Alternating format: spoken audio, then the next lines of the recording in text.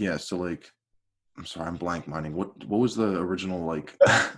What was the I original? plan because none of this is like scripted anyway. Like halfway through talking, sometimes, like especially because your life probably lives on Zoom and mine now does too. It's like, what happened? Like, what did I just say, or what did you just say? Yeah, I totally like, get it. No, I think the idea was like, how do you acknowledging that most people are probably not like you, that mhm. there's going to be like some type of mental health issue or crisis or stress. Besides just giving them like, well, just look at like every day like your last. Not everyone's able to do that. Like, what tips, if you had any, could you give to people your age primarily, or even other people about like, here's something that works for me that they might be able to adopt into their practice. Just having a positive attitude first off, and maybe picking up a new hobby. Like in our house, we just made a puzzle. Like we started a puzzle, and my mom made the deal where every so often just go by and try to put a couple pieces down, and by the end of this all, it'll be a full puzzle, and we can hang it. So picking up a hobby, like I do photography, and so I've been going outside taking pictures right outside my house. So the Right. last post that I did with the flowers, that was right outside my house next to my garage. And the caption I wrote was "Stay happy, healthy, and positive," and that's the three things that I want to live by.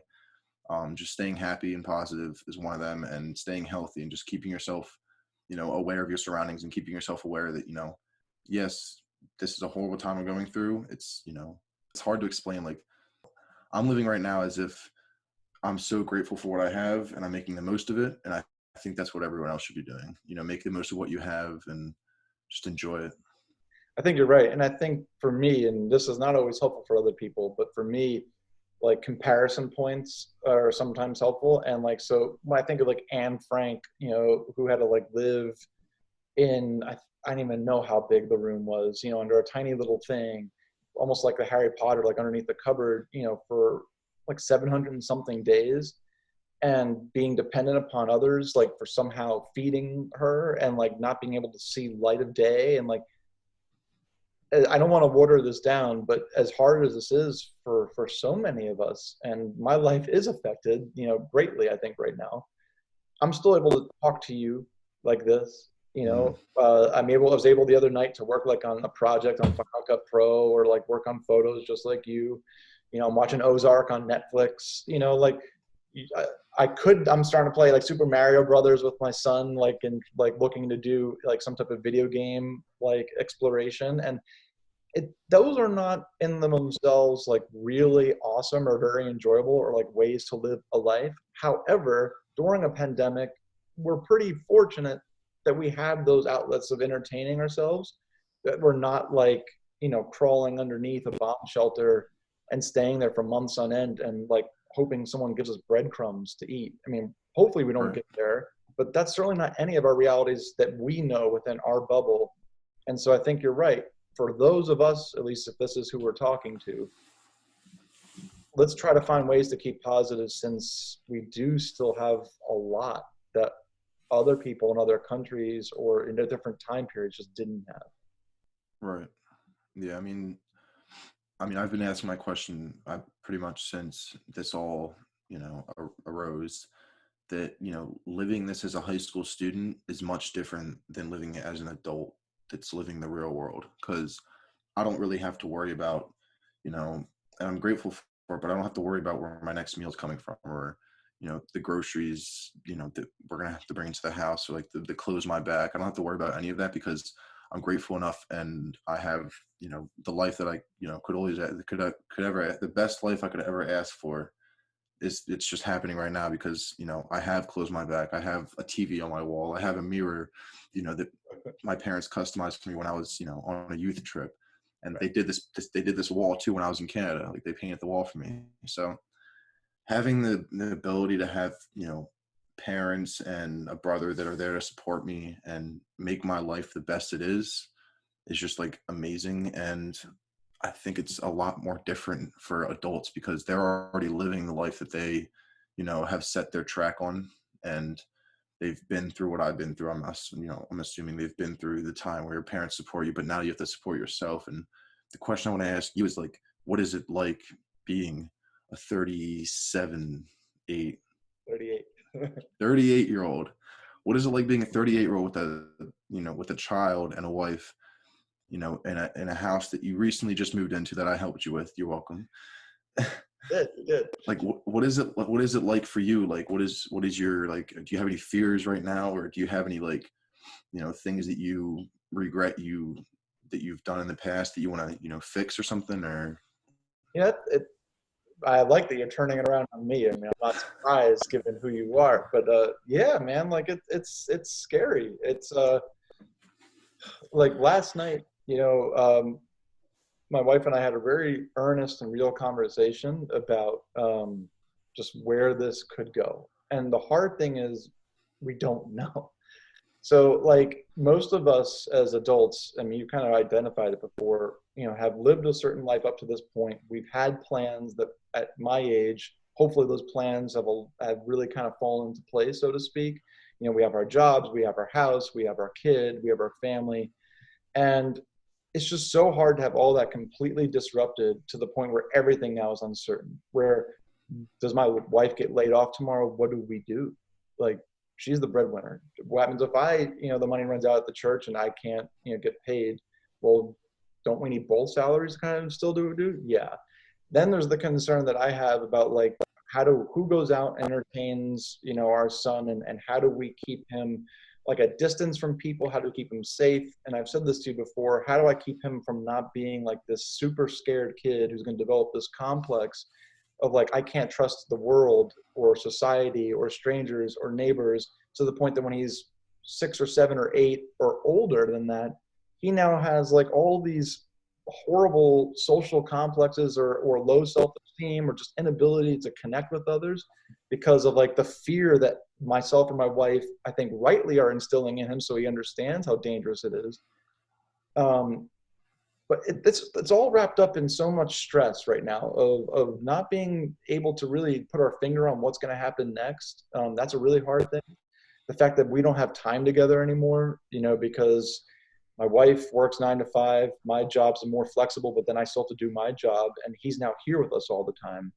So how does the couple still maintain a loving relationship when everything is stress and you have no more time with each other? And by the time you do have time with each other, you're exhausted. That, to me, I think is one of the hidden components of this that, of course, not many people are talking about because a lot more real concerns. But how do couples not just let the stress completely override them to the point that their son only sees their parents stressed, or that the relationship begins to fall apart because all that there is stress? Like, that's a big concern for me. Not in our house, like domestic abuse or just people falling out of love and losing that practice of it, because it does take practice after many years of marriage. Yeah, man, that wasn't like a one answer. That was a lot of different answers, but I have a no, lot of that's fine. fear. I'm trying to remain hopeful. And I think talking to people like you give me hope. And I try to say to, my wife, we're doing this all for my son. So the sacrifices that we're making are going to benefit him. But yeah, it's tough when like you can no longer think about just your simple self anymore and be selfish. Like everything we do, we've been thrust into this world that I could never have imagined, that I've only seen in movies. And all of a sudden I'm thinking like, how do I clean every doorknob? Did I miss doing that? Or, do we have enough food? Let me look in the pantry. Well, this gets us through 2 weeks from now. But what are we going to do when we run out of like pasta or toilet paper or Lysol and we can't get it because Amazon's on a 3-month delivery thing? Like, it's all those extra questions I think adults face, which just add to the stress of this. Right. And so, like, I watched this. I just started watching this series on Netflix called Shot in the Dark. I think you'd like it, but it's like there's a career called stinging, or like stingers. It's like the press who record and send out to the news like the clips of like house fires or accidents or police incidents, and it's based in Los Angeles. And gradually they're introducing themselves into like their life. And the one videographer mentioned that he just had a child a year ago, and he said the moment that he had his child, like his life and work kind of like just like flipped around. Like he went from this careless, you know, individual who thinks, man, this is amazing, I have my dream job, like I can go into burning buildings and record, and I can, help out and do whatever I really want. But when he had the child, he like came to a realization that like the world is like, you know, it's a harsh place. And he came to this incident where there's a car accident and there's a 1-year-old child involved, which is like the same age as his child. And he said it's, you know, he's living a nightmare because that would be a nightmare if, you know, if that was his family and that was his wife and child in that car accident. So is that like, does that hold up true? Like when you had Seth, like did that switch, you know, your perspective on life or like your perspective at work, or did like that, you know, do anything? Totally, man. Like my wife and I didn't meet until 29, and we had Seth when we were 33 and 34. And so, quite frankly, if I'm honest, like we were a little bit selfish at that point because we had lived so many years of just kind of being on our own or being together and not having to care for him. And as soon as we saw like the ultrasound images, and then when he eventually was born, yeah, everything switched. It You knew how real it was, and it's funny almost, but like when the nurses after the first 2 days, like uh, after he was born, they kind of just said, well, here you go, time to go home. And like at that point, they already had been changing him, helping my wife breastfeed and like showing me how to use the bottle and all. And like we're not cut out for this. Like, and it felt this panic of like, well, wait a second, we weren't really thinking our life was going to switch so drastically right now, where we have no help and we've never done this before. But yeah, like it completely shifted. Everything changed. Like our financials changed, you know, in terms of putting money aside for college education. What do we buy for ourselves? The cars we drive, you know, can we add that money towards like slush funds for him for like trips or like when he wants to do camp? So like financially, our whole life changed.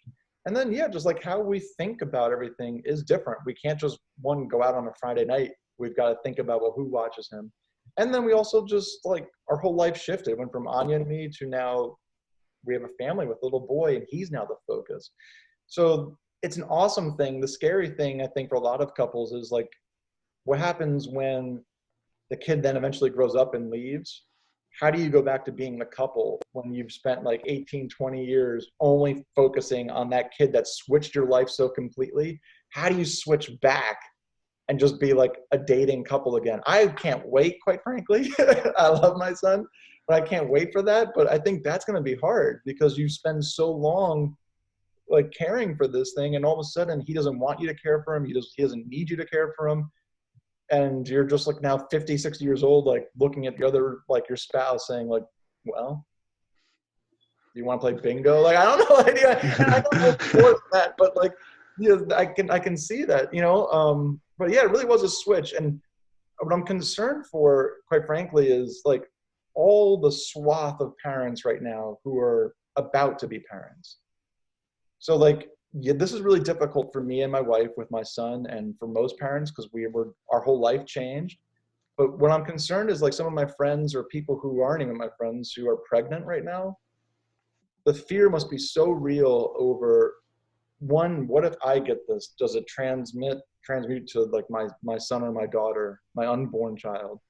Hmm. Do their lungs get like, are they underdeveloped? You know, or what world is this kid going to be born into? Is like to a food shortage world, to mommy and daddy having no job?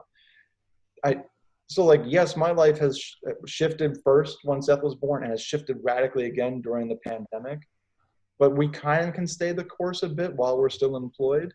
But I'm super concerned about the well-being physically and mentally and emotionally of my friends, especially like one in particular who, you know, who's pregnant now and due like in September. Like I hope like she's just not so overcome with stress, because that's obviously going to be challenging to the baby's developmental, you know, being. But I just don't know how you wouldn't be. So lots of prayers and lots of thinking to even parents who are assumed to be parents. Yeah, but a little off topic. You remember, you know her, Emily, the other, Emily I Bart.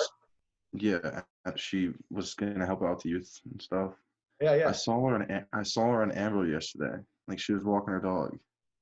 Did you recognize you? Or you just No, like, I was driving, so okay. like I just saw her as I was passing. Does she live in Ambler? I don't know. I don't know where she lives. By the way, when you saw her walking the dog, like how are the streets out there? Like, are people out? empty. You go out to It's CVS, like I don't go out. So like, what do you see when you go out? it just depends on the time of day. Um, like an hour ago, I was out. There's a this like Montgomery dispatch center, and like I like to like look at the calls and go to the fire calls and stuff. And so I was, going to one of the calls, and on my way there, like the roads were empty. Like there was no one out except for like the tennis courts at my school. And Weird. it's just like so hard to imagine, you know, a world without cars driving on the road, Dude, it looks like And an apocalyptical movie, it right? Like, it does. It's like it's creepy. It's really especially with this weather going on. It's like rainy, dark, and no one on the roads. Like the world's like abandoning itself. It's or even just when it's sunny, like Seth and I went out like just to go riding in like the parking lot, which is close to us, so completely uninhabited, no people in sight, because I don't take them anywhere within like 27 feet now of someone. But it's just so bizarre to hear a town so quiet because we live in the borough, and you can so clearly hear birds because you don't hear cars. We hear like the church bells ringing. We've heard them before, but not as clearly as we do now. And just to see like no activity is so strange, especially on like the nice days where you used to see, because we live in town where people walking everywhere, and it's just ghost town. It's bizarre. Um, yeah, and that's where, like, again, going to your question as a parent, it just feels like all those sci-fi movies or all those like summer blockbusters of watching the world kind of explode or exterminate itself, and it felt like, well, that was a nice release because that will never happen. Like, it's incredible to be living, as you said before, living history, but also living like this weird movie that just doesn't seem real. And the worst is yet to come. It's going to feel even more surreal. It's hard. yeah, it Watch the is. real play before your eyes and know that it's not fake. Yeah, and you said like going to CVS. Like when I go to CVS, my shifts are normally like in the afternoon now because I'm not going to school. So like for instance, tomorrow I have a shift from 12 to 5, and I did last week as well. So seeing like the amount of customers coming in, it's just like bare compared to like if I was a customer, like in the past, like let's say like 2 years ago when I'm a customer going into CVS, I'd see people in every aisle, shopping and doing their thing. But now it's like you see a select few, like you don't see groups of people coming in. You only see, like a mother or father or their child, they're sending their child in. So like it's just like it's hard to see, and like the parking lot's never full. Like the parking lot only has like one or two cars at the same time. So like seeing that bareness is just like it gives you a false sense of hope, but Yeah. in the back of my mind, I know it's like, it's what's going on, it's what's happening. So like I just gotta, get over the fact that, it's just the world we're living in is weird. And I mean, I think the last thing I'll say on that is like the repetition of it makes it so hard. So I know this is probably true for you too. But every day being almost the exact same as the day before and the exact same as the day that comes next with a little bit more panic or a little bit more uncertainty or a little bit more dread is so crushing. Like we live our lives, so many of us, by schedules that we keep, schedules that we look forward to, plans that we want to have, like, well, we'll get through this to get to that. We don't know what we're getting to, and what we're told what we're getting to looks pretty grim. And the fact that all the days in between, like, I don't even know what day it is. I guess it's Wednesday because I had a staff meeting, right? But like every day plays the exact same way. Like eat a smaller amount than I did before, like entertain Seth from 9 to 5, you know, let Anya do take over so I can do some bit of work or vice versa, shower, get him bathed, and go to bed. We both finish up threads of our work, talk for like 30 minutes, watch something to decompress. I then read the news, get freaked out, go to bed, have a nightmare, wake up, and it's the same damn day on repeat. Yeah. It's Groundhog Day, a wonderful movie, but without any of the fun. It's just, and I'm fortunate because I've got no immediate threat that we know of right now upon us. But it's crushing how it's just only been 2 weeks, wherever 2.5 weeks, and every day so far is Monday. Every day is the same, and the idea of this going on for months going on for even potentially longer into next year, that's where I think hopefully we can all get to your level of positivity, because I think it's going to drive people nuts. And Yeah. that's my big concern, is like the institutionalization, which is for a different conversation. It's a real commentary like on people who are incarcerated in the jail system, of just that repetitive nature of kind of being locked inside. Um, it's just going to make people nuts. Yeah, it's just, yeah, because as a high school student, you have a set schedule every day, classes and then lunch, and then I go to tech, so then I do tech, and it's like different every day. And like now, I last week I lost track of what day it was and what the date was. Like I woke up this morning and I realized it was April 1st. Like I was like, what in the world is happening? The Like worst fool's joke ever. I know, it's like I was just waiting for the government to like, tweet out saying, haha, this is all a joke, just kidding, there's no virus, like, Yeah, but it's the biggest summer blockbuster movie ever. They kept everyone to like an NDA, and we've all played a part in it. But that's well, not true. yeah. It's just like the same day, like you're right, it's like the same day over and over again. And like I mean I haven't, it's not good or bad, but like I haven't been eating as much just because like Yeah, man. I lose track of time, because like I wake up at 10 o'clock and I eat lunch around 11 o'clock at school, so like I'm not really ready to eat when I wake up right away. It's just like my body's not like that, so I normally wait a couple hours or a little bit just to eat. So like today, for instance, it's 3 o'clock almost and I haven't eaten a single thing, That's nuts. just because like I haven't been focused. I've only drinking a cup of coffee and had a donut. That's all I had. So Yeah. police work, here we go. Yeah, Now the hard thing is exactly that, though. It's also like I'm rationing, and not because of we're wartime measures, but because Seth and I eat, which is probably not great to admit, like a lot of the same stuff. And so like we literally, and this is actually a good thing because he shares daddy's cereal. It's not like I'm eating Fruit Loops. Like he's eating, like oats and honey, Cascadian Farms. And so, but because we have like similar tastes and things, we both then make eggs. We love eggs. Like I'm obviously giving him more because he's growing, and I don't mhm. need to grow anymore. But it's super hard to like. I had this little tray before of like blueberries that were like 10, because I don't want to keep going through all the produce to then have to go out to the store or like wait for another delivery to come in. And so like what you said is hard, and I know my reality is hard, is like literally telling myself, though I'm starving, like, and starving, I should not have said that, though I'm really hungry, like, well, just eat a little bit less, like train your stomach to require less. Like, so we both, like Anya and I have lost like, which is a happy byproduct so far. Like I've lost about like 10 pounds, and I wanted to lose weight. I just didn't think of like a global pandemic was going to be my diet. Yeah. But yeah, man, it's super weird. Like the whole eating thing is just bizarre. Because I don't want to eat too much, because then we won't have it and then I have to go out again. Right. Yeah. Um, like I've noticed physically I've changed. Like I've lost, some fat, like some surface fat that I have, and some starting to see the muscle, which is good, I guess. You have Um, a lot of muscle.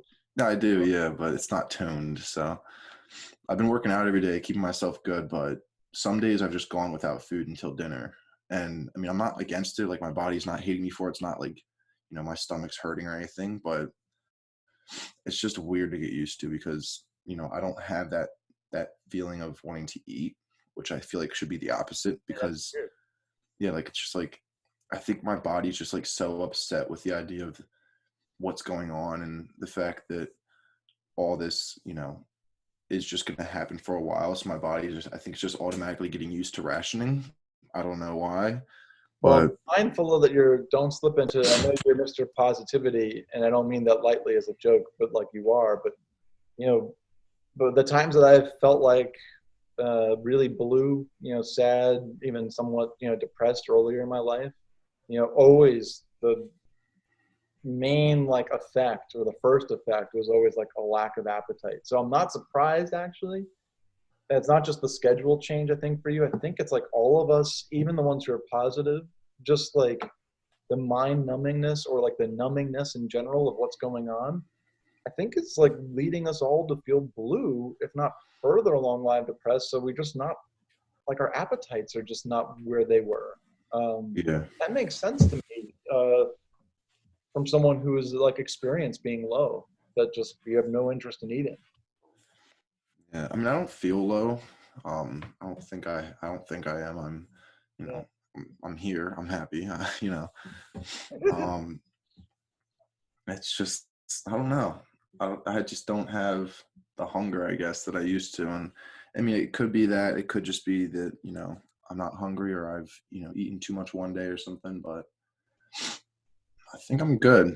The next time I see you, you're just gonna be like 6'10", Yeah, right.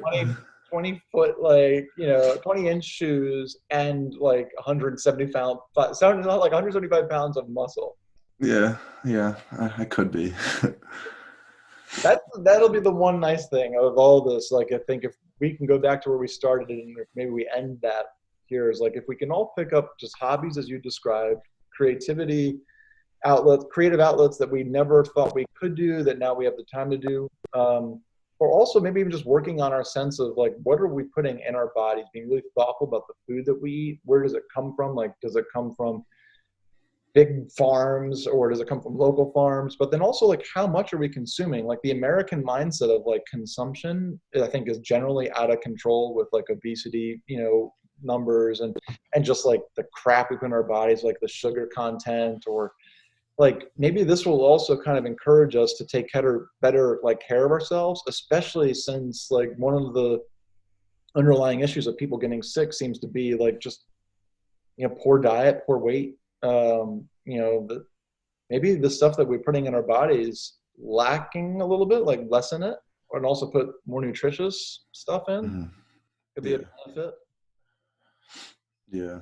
It's just a weird time. It's hard to believe that we're living this. I mean, you know, 2.5 weeks in, I'm still not really, you know, fully believing in the fact that we're going on shutdown. Like Los Angeles just, you know, just recently have like they're on shutdown now. Like you're not allowed to leave the house at all, you know, unless it's absolutely essential, like health or anything like that, which is just like crazy. Yeah, it's crazy for you too, like to have your just whole school year wiped out and potentially just go into summer with like I didn't even end it. And it's just weird. How is it at home and not being able to see any of your, friends or have your daily schedule as you've known it?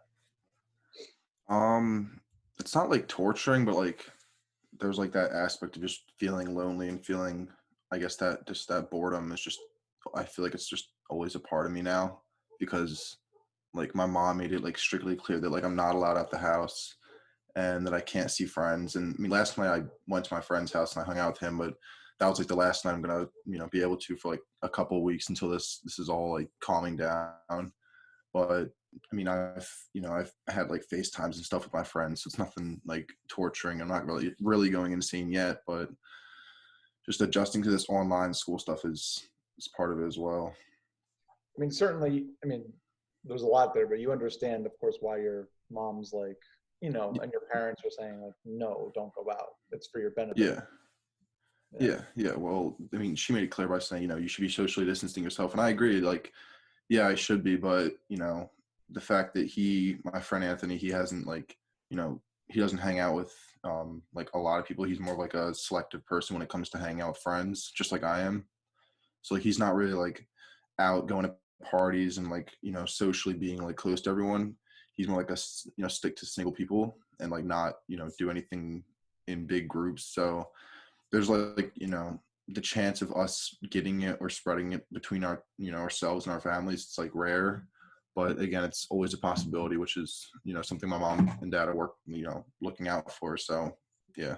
Well, yeah, I think anytime you go out, unfortunately now you're open to potentially getting it from so many different things. The idea that maybe this is somehow airborne, even within a certain, footage, it's like we're all open to it. And like, did their parents go shopping and bring it home to him if things weren't sterilized? So even if he's not going out, like there's just so many ways it seems like you can pick this thing up, which is so Yeah. scary. But I hear you. I mean, it sucks when you feel like you've done you're doing the physical distancing correctly, your buddy's doing it correctly, and still those parameters are in place. But it's it's for everyone's benefit. And I think you're smart enough to get that, but it doesn't mean that it's not any more difficult. I mean, that's still hard to not see your Yeah. friends and to be so isolated all the time. Yeah. I mean, I work at CVS now. Like, I got the job a couple weeks back, like just as all of this was starting. So just adjusting to like the idea that, yeah, I'm allowed out to work and stuff, but like not otherwise is kind of bugging me. But then again, I'm getting paid. I'm getting a bonus as well because I'm working in like the front lines, they're calling it now. Right. And yeah, so like I work at the Springhouse one, and they just implemented like a plastic shield to protect any like airborne stuff from like the transaction or whatever. And they're also like mandating that you have to wear like masks. And so like they've been providing them, like the company like higher up, they've been sending in like mass amounts of gloves, masks, hand sanitizer just for the employees.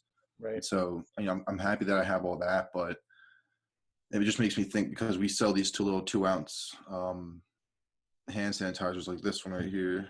We sell these small little ones, and they're like $2 a piece. And just seeing like the face on some people when I say to them I can only sell you one, they're just like disappointed, because like they looked around like all these stores and all these locations, and they found us, but we can only sell them 1 2 ounce thing, which will probably last them like a week and a half, maybe 2 weeks.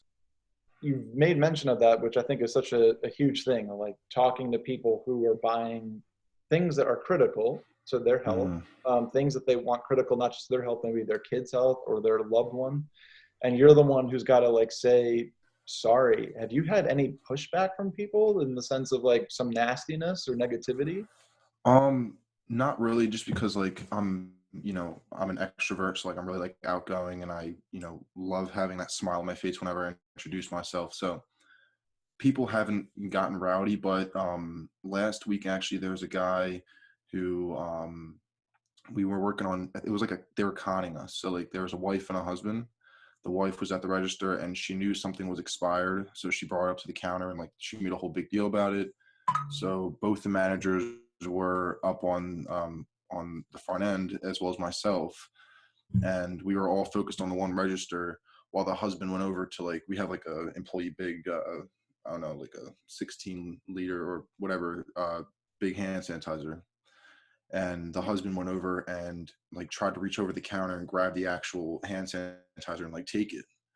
And so luckily, like, I'm so new to the game in CVS that I had no idea what they were doing. They were touching the screen and doing all these codes and stuff. So I was confused. So I was, looking around, see if I can help anyone else, like, with questions. And I see this guy, like, I see this arm reach across the counter. I'm like, hey, like, what are you doing? He's like, nothing. I was like, looks like you're trying to take our hand sanitizer. And I was like, you're not going to do that, are you? He's like, not anymore. And I was like, yeah, you better not, and I told him right, and I got loud. And I mean, I think that's the only aggressive interaction that I've had with anyone. But my managers were like, wow, that's security type. That's like, definitely, I saw your football player come out there, like, because like I got loud, like I got my adrenaline rush for a second, because like if that happened, like if he were to steal that hand sanitizer and like walk out, the cops would have gotten involved. It would have been like a whole thing. So I'm glad I stepped in. But yeah, that, like, bring it back to like this, like it's hard to say sorry and see their expressions. Like if I'm handing this to someone, I'm saying, listen, it's $2. You can have your family members come back and get more, but I can only sell one per customer. Seeing that like sadness and like, man, like this is gonna be hard, like we're going through this, and I don't know. It's just like it's just, yeah, it's emotional. It Well, is. one, first and foremost, thank you for doing it. I mean, I think when you told me you got that job, I'm like, why would you take that job right now? But knowing who you are too, you're so not afraid of things. I think some of that is maybe your youthfulness, but I think also a lot of that is just who you are as a person. You don't live by fear, which is it's a great characteristic to have. But also knowing you as I do, it must be hard for you because you have that aspect of, you know, you said the security side, but certainly like keeping order, like that's something that you might want to do in your future. You said like law enforcement, Yeah. and yet you're so soft in the sense of like your heart and your emotional. center. So you must walk like that tightrope between kind of controlling peace in a store or an event like that, and also understanding like that person's probably reaching across because they are scared themselves, or they, don't have sanitizer and they want some on their hands that moment. So you Yeah. can see that struggle for you, like your heart versus Yeah. your willingness to order. Yeah. I mean, my past is my past, and like just growing up in a family where I was adopted, this, and growing up with, the thought that my brother's not my real brother, my parents aren't my real parents, is an internal struggle, but I don't ever express that just because I know that they love me, and, you know, they basically signed their life agreement saying this: I will take care of this, this human, and I will always be there for them.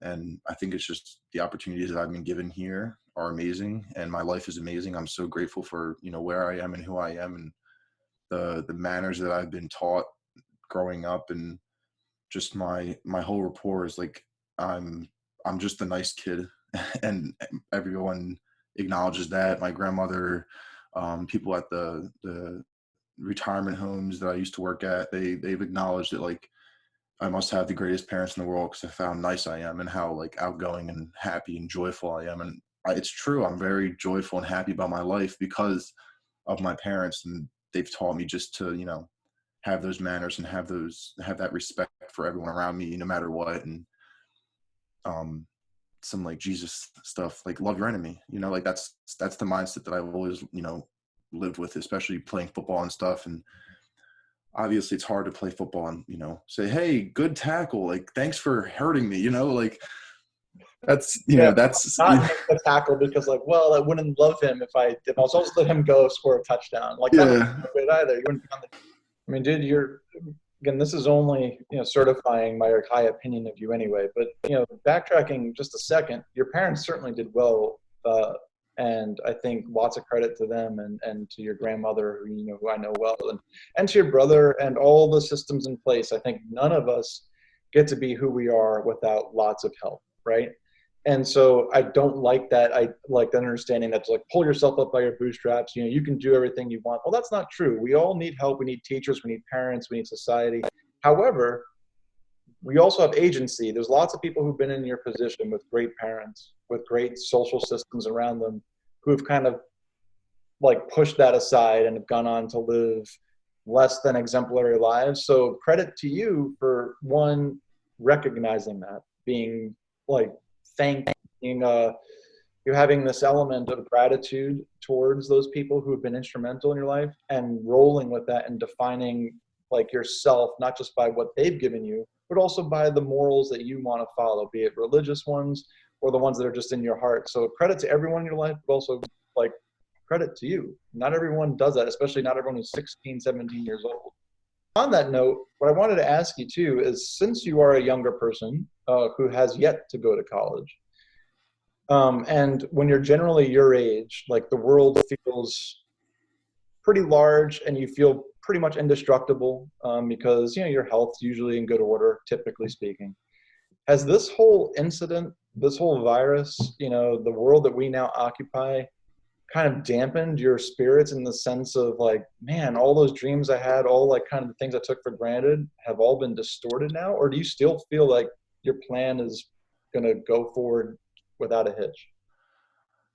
I believe my plan is going to be just as well as is, that I thought before the virus. I mean, this virus is affecting me, but it's not affecting me in like my future, because it's something we all have to move past. And I realized that very early, like very early, that, you know, it's something that if it's happening, we're making history right now, but we're living history, but it's something we have to get past, and we have to, you know, it's just like if you skip a day on your diet or something, or like you mess up your diet, you have to just keep moving forward, and you have to just keep like living life and act as if, every day is going to be your last. And that's how I live my life. I live every day as if it's going to be my last, because, who knows? No one knows. I mean, anything could happen at any time. And yeah, just to, reiterate that question, I believe that the track that I'm on right now is perfectly fine. It's not affected. I'm not going to be you know, this virus is going to turn me insane. I'm not going to go, haywire and start, doing crimes and stuff. It's going to set me back, obviously, but that's just going to motivate me to do better and become a better person. I mean, it's encouraging to hear that. I think there's a reality of people who are really going to have mental health issues during this time. You know, if you're an extrovert, how difficult it is now to be locked inside, or if you're just any one of us, really, I think we're all going to go through some type of trauma or stress. And you don't want to minimize that because there's people who are not as adjusted as you, I think, who are able to kind of still say, well, this is a blip in the road. It might be a year-long blip, but it's a blip, and how can I see the light at the end of this tunnel?